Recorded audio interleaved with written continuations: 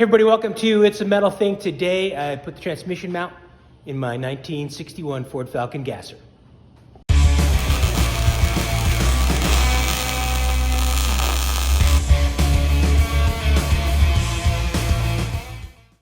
All right, so the transmission's where I want it. I got the engine placement figured out in the last video. Check that out if you want. So the height is right. It's sitting on the drive yoke here. The transmission mount mounts up there. This is the one that came off the Mustang, came with the kit. So I'm going to unbolt this off of here. I'm going to bolt this on and get some kind of idea where I'm at. So I'm going to do that next. All right, so that's where it ends up. These are in the way. I don't want to come off the bottom. I think it would be hokey. I need to come from the inside here, bolt something here, but these are in the way for that. So it's like overlaps about halfway. So I'm gonna hold this up here.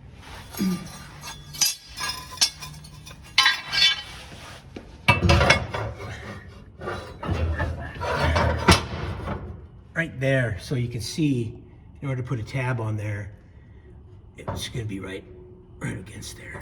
I mean, if I went, especially if I went straight underneath here, it'd be right in line. But I don't think I'm gonna go straight in there because I don't think I want to drop that far down. I have that 1.5 by 2 rectangular tubing I'm gonna run from over here. I'll drop it down, but I'm gonna keep the tubing here and weld a tab off of here for just to keep this up here a little bit. Doesn't need to drop all the way down, and I don't want to go, this is too thick for the tube, so I have to run some sort of tab to run that stud. So I'll figure that out. So it ends up being like a 2.5 inch drop from the bottom of the frame rail to this point here. So I can kind of draw something up. First things first, get rid of those, and then start cutting up some tubing. All right, I'm gonna start working on the transmission mount. Like I said earlier, I'm gonna run the tube on the back side of this mount here, and then just run a bar from the bottom of the rectangular tubing up to the front here where this thing mounts. So I'm gonna make 2 holes, and this piece will probably be, I don't know, 4 or 5 inches deep. Before I did that though, I went ahead and ordered one of these urethane bushings that goes in here to stiffen up the transmission mount. It has a little 1/4 inch extra. I knew I needed it on here just to get this dimension right. So I'm gonna lube this thing up, get it in there, then I'll be able to get a dimension that I need to make this bottom tab. I'll do that next. Okay, so it was 2 3/8 from the front of the mount, and then the urethane bushing. So I'm gonna go 2.5, give it 1/8 inch of love, and then the tubing's 2.5, so I'm going 5 inches here.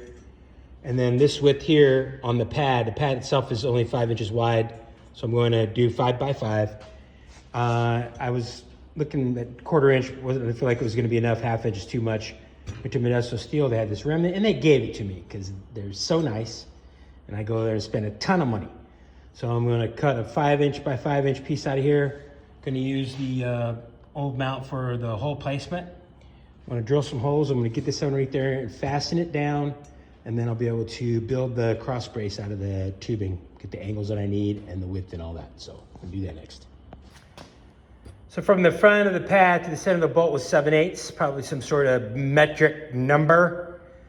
I centered it up in here, used the transfer punch, open these up. I don't even know what size, honestly. I could probably look, but it doesn't matter. So I held it up underneath there, it fits good. The problem was there was a little bit of a shoulder or something on the pad itself. So when I put it on there, it didn't want to sit flat, so I put a little countersink on the back, and it fits pretty good now. It'll sit nice and flat. So I'm gonna bolt this up here and then get some measurements from the frame, the depth I have to drop, try to figure out an angle that looks good, and build a cross member. All right, if you watched my previous videos, which you should, just because they're so awesome. I'm joking, it doesn't matter. The engine and tranny are sitting at 2.5 degrees, so I put it, when I mounted this up, it was going downhill, wasn't running parallel to the frame, which 2.5 degrees doesn't seem like much, but when I put that brace on there and it goes uphill, it's going to come up, 4 or 5 inches, and it'll just look weird in relationship to the frame rail. So now this will be square or parallel with the frame. So when I make this off the brace, it'll be square and it won't look weird. And then I won't have to weld it on like crooked either. You know what I mean? I could have done that. I could have just, welded it crooked, which would look not good. So just trying to make it as nice as I can. So sit underneath there and measure it for a cross brace. All right, my frame width ID is 26. I drew 2 lines on here, 25.5. I'm allowing a 1/4 inch for each side for a mounting plate. This surface right here is the dimension from the bottom of my mounting plate that I have mounted to the transmission, and the bottom of my frame. So I have 2 inches to the bottom of my frame rail, and then this is where the body lands. This is 4 3/4. I found the center of that. I got some 1.5 inches and I just laid it on and got this angle. I went with 10 inches wide here. I want to run 10-inch wide. I need the surface here. I'm underneath there looking, and I'm thinking I might try to come up with a driveline loop off of this cross member. It should be stout enough. I will look it over later when I get the driveline in. I think it'll work. I think it'll be clean. I think it'll be, pretty efficient. So now I'm going to, this ended up being 21 degrees. So I'm going to cut some pieces 10.5 degrees, get them up here, running these a little along. I'll scribe this point here rather than try to do a bunch of math and be tricky. I just got to lay it out here so it'll be easier that way. So I'm going to cut up some metal and get it on here. Kind of like that. I'm happy with that. So what I did is I just measured up the distance, made sure they were the same.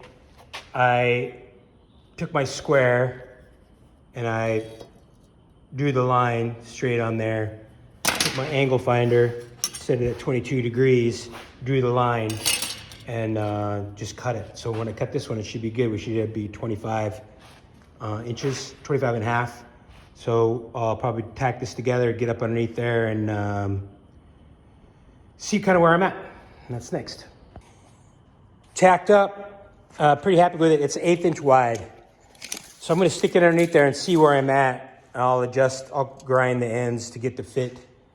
But yeah, it's pretty square and straight, and happy with it. So I just have it tacked together for now. I'm gonna get up underneath there and set it on there and see kind of where we're at.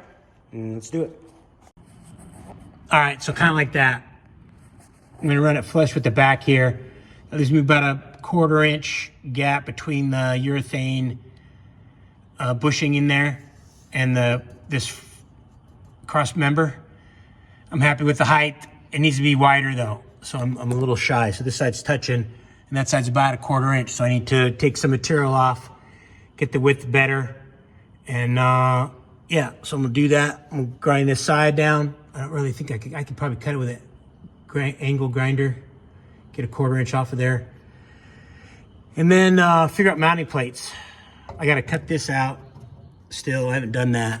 I need to cut this out. I'm just gonna cut up to this pinch weld here. I'm just gonna grind that off, and then when I get ready to get underneath here and do the final cleanup and all the welding and stuff, then I'll buzz that off. But I just need to get it out of the way so I can make some mounting on the side of the frame rail here. So I'm gonna grind this up and then figure out what I'm gonna do for our mounting plates. So I'm trying to figure out what I'm gonna use for a mounting tab. I had some 4-inch, I cut it at 2.5 just to see, and 4 inches is gonna be long enough. I mean, it would be maybe, but it's a little skimpy, a little tight. I'm gonna run like a 3/8 bolt in there. So I'm gonna go bigger. So I have some 6-inch. So I'm gonna cut, this is 2.5, which would probably work. I think it's a pretty good size.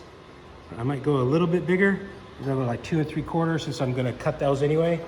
So I might go 2 3/4 by 5. I'm gonna cut the 2 3/4. I'm gonna see what the width looks like, and then I'll probably cut it down because I don't want it like too giant.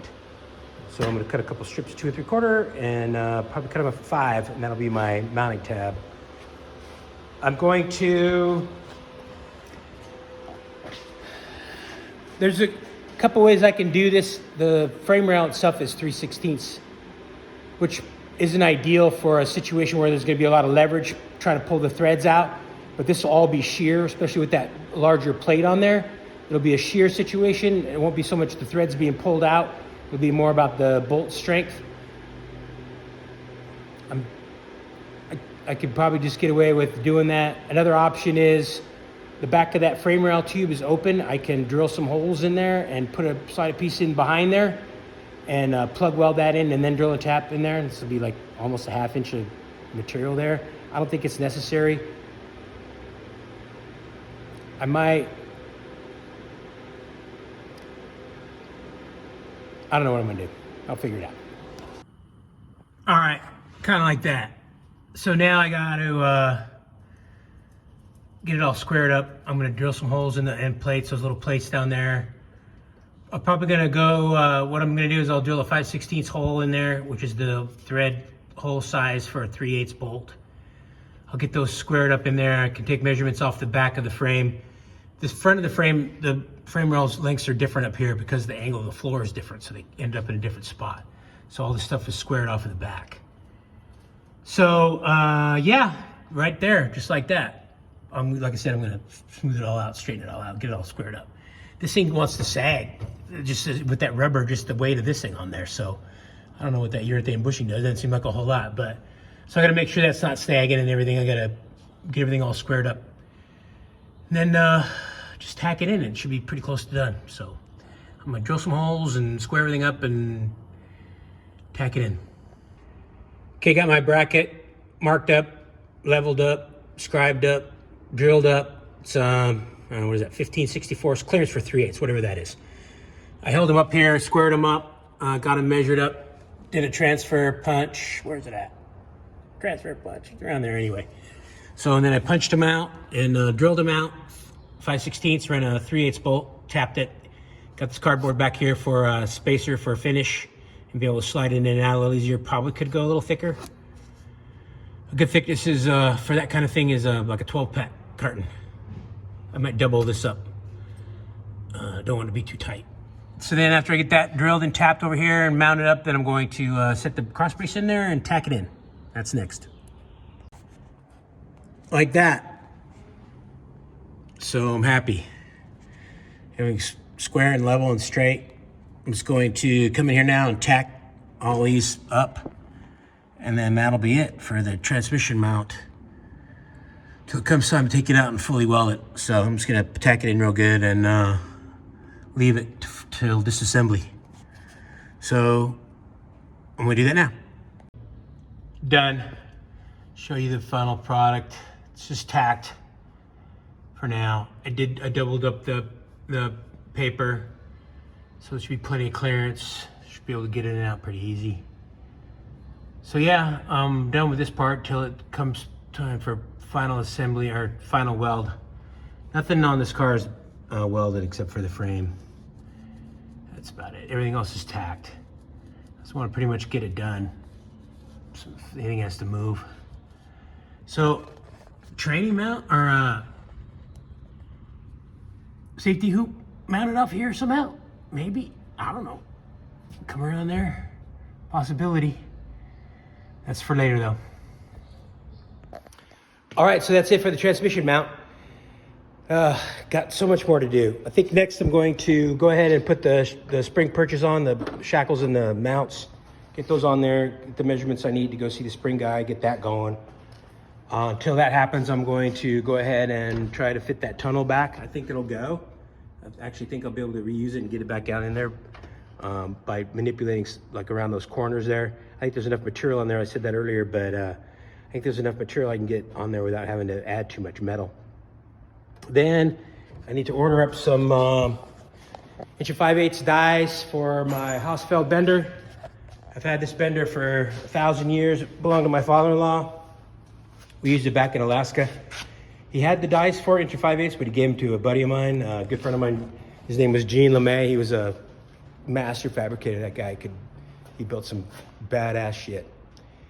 Anyway, he's no longer with us. But anyway, I digress. I diverge, getting off track here. So I need to order up some dies for that so I can start on the cage. It's just so much to do, you know, you just got to peck away at it one bite at a time. That's how you eat an elephant, one bite at a time. So anyway, if you like the video, subscribe and come on back because there's a whole bunch more to do. So catch you on the next one.